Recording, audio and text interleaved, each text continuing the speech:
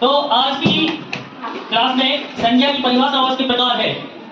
तो संज्ञा क्या है? हर एक वस्तु, व्यक्ति और स्थान की नाम। संज्ञा अर्थात किसी का नामकरण करना। जब इस संसार में वस्तुओं का कोई नाम नहीं था तब बड़ी दिक्कतें होती थी। जैसे अगर सबके नाम एक जैसे हो जाए तो उसमें अगर किसी को बुलाए तो कोई आ जाएगा। इसलिए भाषा में संज्ञा शब्दों को शामिल किया गया, अर्थात सबका नामकरण किया गया।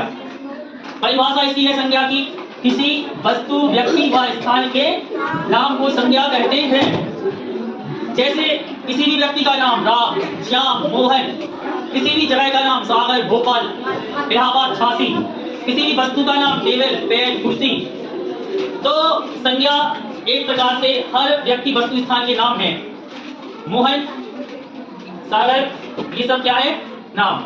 ऐसे ही संज्ञा के प्रकार, संज्ञा के प्रकार 5 प्रकार के हैं। नामों को 5 प्रकार में बांटा गया है।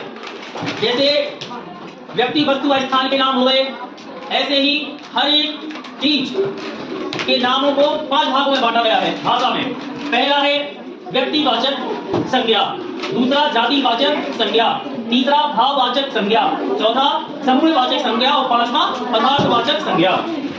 अब व्यक्तिवाचक संज्ञा क्या है?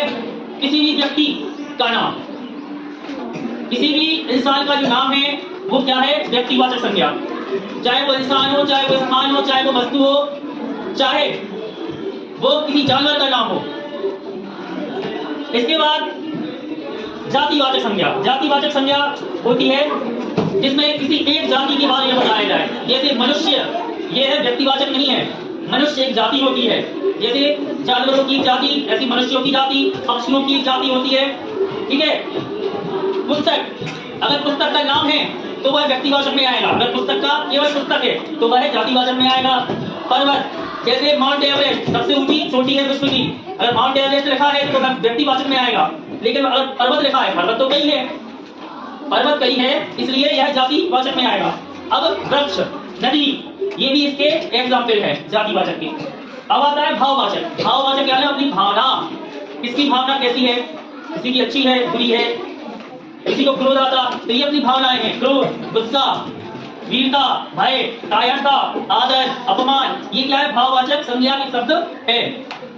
अगला है समूहवाचक। ऐसे हिंदी भाषा के शब्द जो एक समूह को बताते हैं कि इसमें बहुत से लोग आए। जैसे कक्षा, कक्षा में बहुत से बच्चे होते हैं। सेना, सेना एक व्यक्ति से नहीं बनती। तो तुम्हारी सेना में कौन है? उन्होंने बोला हमारी सेना में मोहन है, तो मोहन से सेना बन जाएगी क्या? नहीं। सेना में बहुत से लोग होते हैं। मिलिट्री आर्मी में क्या होते हैं? बहुत से लोग होते हैं। भीड़, भीड़ एक या दो व्यक्तियों से नहीं बनती, सैकड़ों व्यक्तियों से बनती है। तो जहां पर ऐसे शब्द आए जहां पर बहुत से लोगों के बारे में बताया जाए तो वहां पर समूहवाचक आता है संज्ञा। फिर एक पदार्थवाचक। पदार्थवाचक यानी वह वस्तु जो पदार्थ के रूप में है। ठीक है।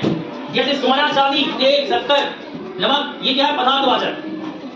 राशन की दुकान में जो भी वस्तुएं मिलती है वो पदार्थवाचक में आती है।